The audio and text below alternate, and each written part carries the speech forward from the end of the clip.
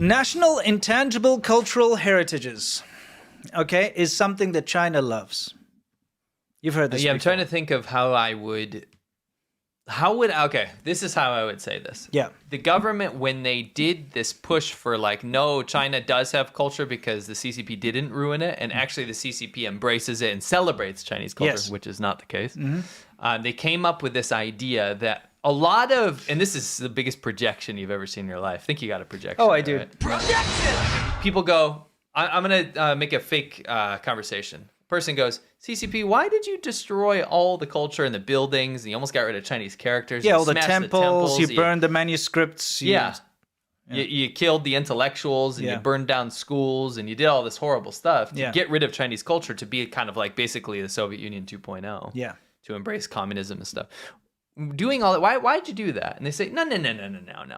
You just can't see some of the cultures that we have preserved. So they came up with this phrase called National Intangible Cultural Heritage. And I kid you not, that's what they did. Yeah, it's a recent phenomenon.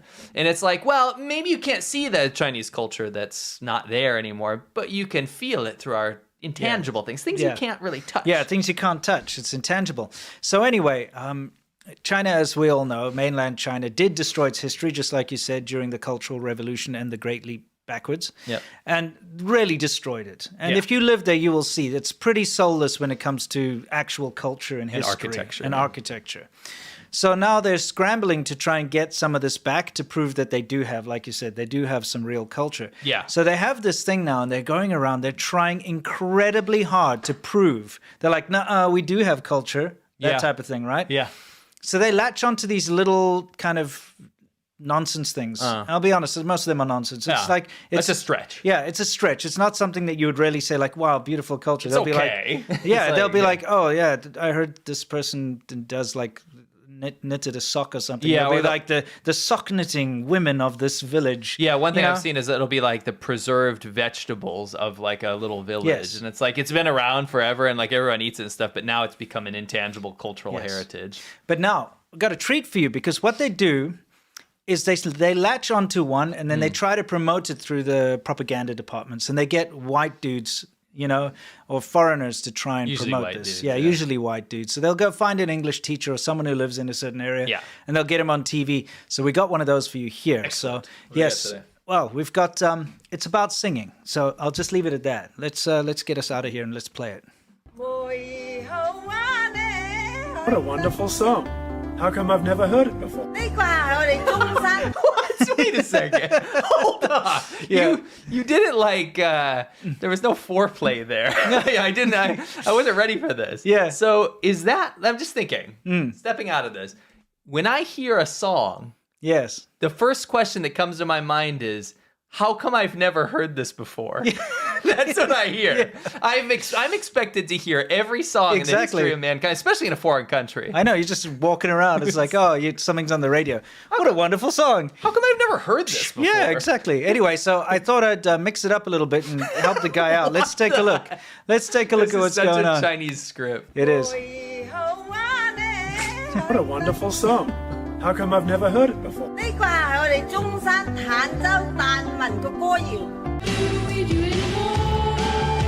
What a wonderful song. How come I've never heard it before?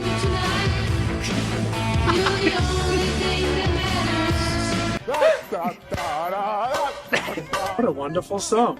How come I've never heard it before?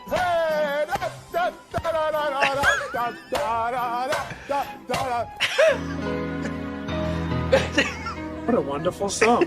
How come I've never heard it before?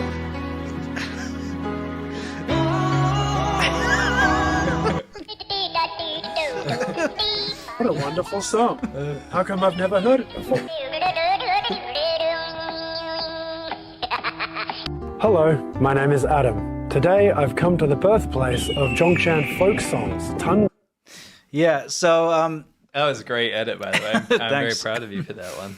I mean, I love the Jan Terry. It's of course, everybody knows Jan Terry, right?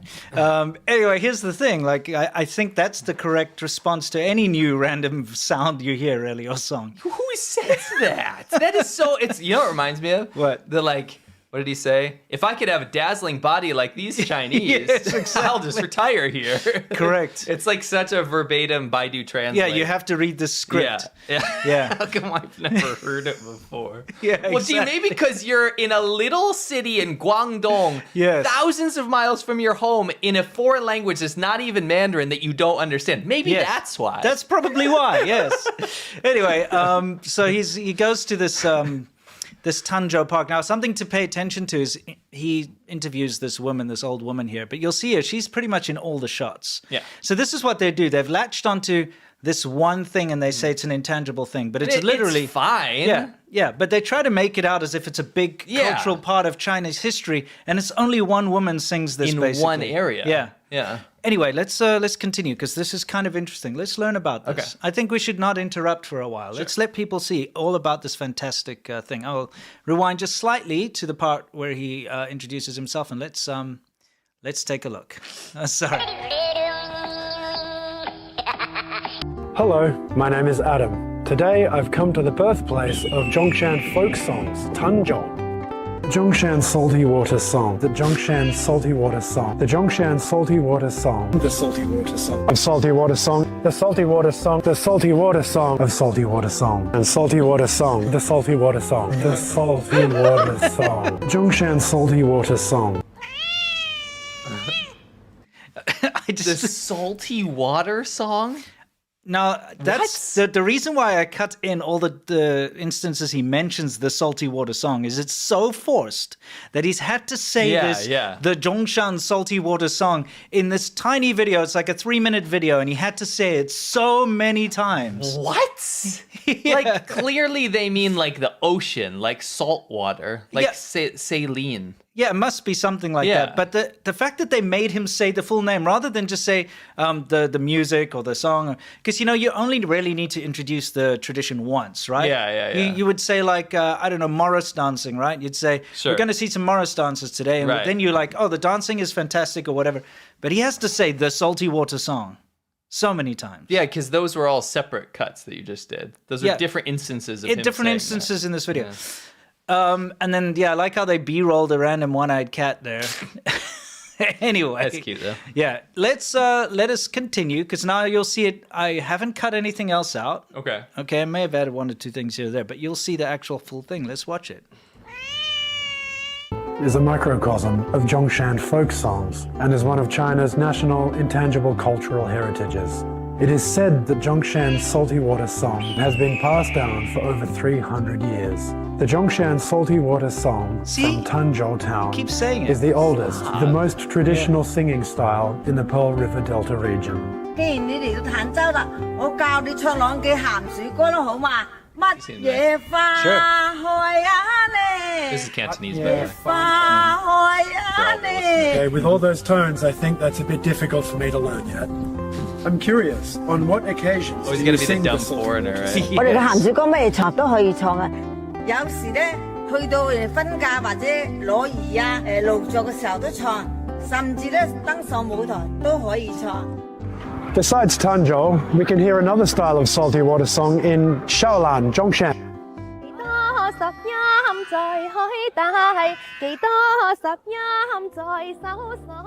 Hello, Miss Zhou. Hello, Adam. So what is the difference between the salty water song of Tanzhou and the one in Shaolan? 其實我哋鹹水歌咧，響中山每一個地方都有佢每一個地方嘅特色，而我哋小欖嘅鹹水歌咧，佢更加在意嘅就係個嘅創新啦，同埋佢嘅傳承發展。我哋就加以將呢啲道具啦，俾啲小朋友去跳舞啦，同埋我哋服裝會搬上舞台啦。 I see you've brought some things with you today. Yes. Can you tell me about them? 呢一個係我哋水鄉人嘅漁網，我哋攞嚟咧亦都係捕魚用嘅。講起呢個漁網，其實鹹水歌都有唱捕魚嘅歌嘅話，釣魚仔啦。你是釣魚仔定是釣魚郎？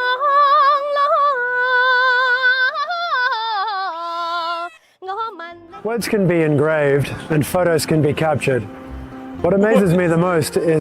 Why is he walking like that? I don't know, but... First of all, the women sing very nicely. And I will say, huge huge upgrade from Peking opera. Oh, yes, absolutely. Much nicer than that. Yes, yes. Well, I mean, they are Cantonese. I do like the fact that they had to inject that it's more about innovation and development. What has it got to do with the the somehow development? make this poor girl say that. Yeah, but okay, this thing that he's saying now, he says words can be engraved, photographs can be taken or whatever, but this is just different, right? Because apparently you can't record sound. Yes. Let's listen to his little speech over here because it's kind of important. I'll get us out of here again. You ready? Let's hit it.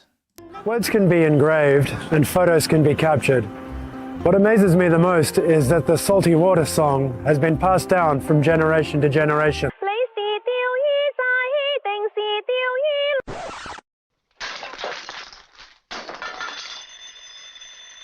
In recent years, Zhongshan has made great efforts to promote the cultural inheritance of salty water song. Well, I was just, I put that in there because the phonograph, the record was like, am I a joke to you? Because, he says words can be engraved and photos can be taken, but the Zhongshan salty water song is like, can only be passed down. Oh, so the phonograph. It's not allowed. It's not. No, you're not allowed to have it on. Yeah, of course not. It's not possible, right? True. Yeah. Don't talk about The Zhongshan salty water song is rooted in life, embodying the great delight of life and good wishes of the Zhongshan people. So, come to Zhongshan and join me in experiencing the charm of the salty water song. That hat, dude. Yeah. Why'd they make him wear that poor thing? But did you notice they did the whole like stupid foreigner thing? Like she's trying to teach him the song. He's like, oh, I couldn't do that, and they tell them to do that because they're not smart enough to learn the Chinese language. There are a couple other things here. He said it then. So come on, join me. And I've seen this because there's been a couple of these type of things where they've got a foreigner to come in there and say, come on, join me, because they're trying to pretend that it's super easy to just go to China now and do travel around and go to, you may as like, China's a great tourist destination. I always do this when it's not. Yeah. Come and join me. Yeah, right. Who's going to go join them there? How do you do that? Let me ask you this. Put this basin on your head. Let me ask you this. If you're a foreigner and you're like, I want to go check out the Zhongshan salty water song, what do you do? Like, how do you get there? They didn't teach you that. No, I'm being quite serious. If you arrived and say, I don't know, you flew to Beijing or Shanghai airport, or you flew to Hong Kong or whatever, how do you get there? How do you get to Zhongshan? Take a bus, I guess. Yeah, right. You're going to take a bus. It's all in Chinese. No, I know. And buying a freaking ticket, how do you do that? I'm saying what I would do. I mean, I'm just being quite honest. As a tourist destination, it sucks for an international tourist. Oh, You can't, by the way, I looked the place up. It's literally it's like a tiny little park, where you're standing there with those. I know Zhongshan. Yeah, but it's very polluted there. Yeah, I'm not talking about Zhongshan, the city. I'm talking about the salty water song thing. It's like this ridiculous little park. No one would ever go there specifically for that. No. But what I'm saying is, honestly, as an international tourist, it is impossible to get to this Zhongshan salty water park place unless you know Chinese, unless you hire a freaking guide or something, or you look it all up ahead of time and like plan meticulously. Even if you do that, it's really tough to navigate to there. Anyway, there are a couple of things I also wanted to point out here. When he's interviewing her, I noticed something, and this is something we haven't talked about in the past. Can you see what's going on there? Oh yes. Okay, first of all, everybody can see the sky looks horrendous, right? Yeah. That's why I put in the sky don't lie. Yeah. This is very recent, by the way. This is like a week old or something. It's a very new video that's come out. And this is usually the case. I've found this so many times when I've traveled within China, and I'm not the kind of person who likes to go to touristy places, but I've ended up in touristy places many times through our documentaries, through travel in general, and you go to tourist places. And I'm going to tell you that I'd say 99% of the time that I've arrived at a tourist destination, it's a massive disappointment. Not because of the site, but because of the weather. Yeah.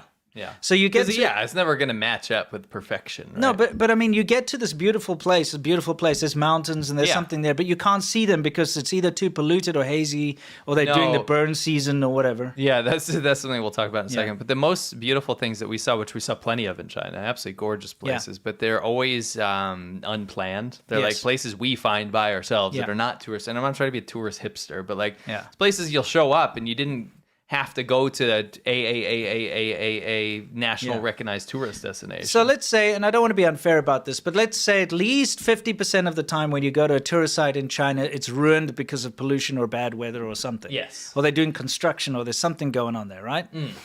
So as you can see here, placed before this very attractive radio tower looking thing over there, they've got this wall, okay? I've got another shot of it, which I freeze framed.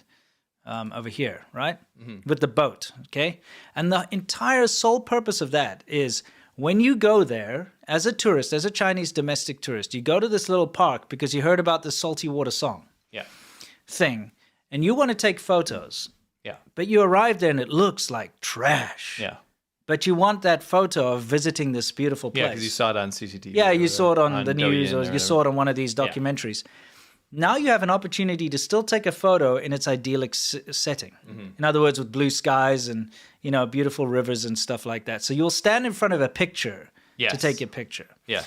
Now, this is a phenomenon that we've noticed all over China, and it happens a lot, okay? In fact, this is more of that salty water song thing. They even do their performances in front of this wall, these walls here, so that when it's filmed or photos are taken, people can see this idyllic setting. Yes. Because look at this picture, okay? They're dressed up in the costumes, okay? They've got their hats and their nets and all that stuff, but look at the sky. It ruins it, right? It's like you're gonna be innately disappointed. I mean, if they remove that wall with the mural and the fake sunset and the water and everything, and it looks like they're in a cement factory or something. It does. So it would look terrible in photos. Sure. So tourists are going to be disappointed. Chinese tourists go to places to take photos and to try food. That's it. They want to take a photo there. So you need to take a photo to show your friends and put on your social media. We prove it, right? Yeah, and it's got to look good. It can't look like a cement factory. No. So that's why you have these. These are the same. You see, that's the same lady actually that was singing the song. And for instance, here they have like a beautiful idyllic river village. What it's supposed to look like. Yeah, what it's supposed to look like, so that people can take their photos. Yeah, let's see this all over. You know, in front of it. Because if you were to take the photo in the actual scenery there, you'd be incredibly disappointed. Here's a great example of it from a number of years ago, where Chinese tourists going to Hong Kong wanted to get pictures of the Hong Kong skyline, but the pollution was so bad that they couldn't. The pollution comes over from mainland China. So they had to set up banners of what it looks like on a nice day so that people could stand in front of this thing to take a photo to say, look, here I am at the Hong Kong skyline, but it doesn't look like trash, right? Yeah. A lot of smog. So we've seen it all over China. And to be fair, it's not only China. We've seen it in other, Asian countries. Why? Tired of Tyrants says the salt in the water is derived from the tears of disappointment from the visitors. Yes. But you see, this is kind of a common thing, you know? Yeah, for sure. In China, you need to get a nice photo taken, and you don't have a choice because the smog and the weather and the location always lets you down. Yeah. How many times have you been to the top of like a famous mountain to see the view, and you can't see it? And usually, I swear, it's usually because it's burn season. Yeah. Let me explain burn season real explain quick. it. Burn season in the south of China, at least, is when they burn all the chaff off the harvest, right? So after they use the scythes and the farm equipment, they burn it all down so the ash creates more like nitrogen for the soil so that things grow better next time. The problem is, I mean, this creates months of smoky air where you can't see anything. This happens especially around like Guilin and those areas where a lot of foreign tourists are going. Yeah. If you go around wintertime, we call it the burn season, you can't see anything because of all the pollution. And the pollution's from smoke. Yeah, right? smoke. You're in smoke all the time. It's awful. And so a lot of times when you're traveling to these places and you're going up a mountain or something, you look over and you're at the peak of the mountain and now the air is maybe fresh up there, but you're looking down on smoke. You can't see anything. It's very disappointing. It's something that people don't talk about enough in China. Anyway, I think this was probably 2017 or so. Remember how bad it got in Beijing, that they were actually putting up these LED signs to show you what it does look like normally? Yeah. You know what I mean? So if you went to Beijing, you could still get a picture of what Beijing's supposed to be. That's just the most dystopian photo I've ever seen in my life. It's like, hey guys, right now there is a sunset or sunrise. You just can't see it. I mean, look at this picture. You've got people buying food from like a food stall there in Beijing at Tiananmen Square, and you can see over there. And this is the middle of the day, by the way. This isn't nighttime. This is not nighttime. And then there's this famous picture I think everyone's probably seen by now is, hey, do you guys want to know what a blue sky actually looks like? If I was China in like the most politically sensitive area, I wouldn't put things like this up because it just creates juxtaposition that creates absolute meme territory. It is. I mean, this is the middle of the day in Beijing, granted a few years ago, but people keep saying, oh, it's cleared up, it's so much better, but every other year it gets worse. Yeah. You know, 2019, they had a massive, horrible pollution thing. This past year again, where the AQI went up to like stupid numbers again. So it keeps coming back. Take the pills, Jeff. Great. Who says that? My true love eats chicken feet. My true love eats fish heads. And though she puts things in her mouth that I would never touch. Yeah. Like what? Just you guys, huh? Can ya? You'd say mom. He looks like he eats crayons. Neil did for Can't do it. Neo 10-4 can't do it. This is Dude, he says it. He said it can't do it. this is definitely what you want, I assure. This is definitely what you want, I assure. You gotta understand, China. Wow, that's a little too much for me. Close my eyes, I can almost see it. When I take a breath, you fill up my lungs. And if my mind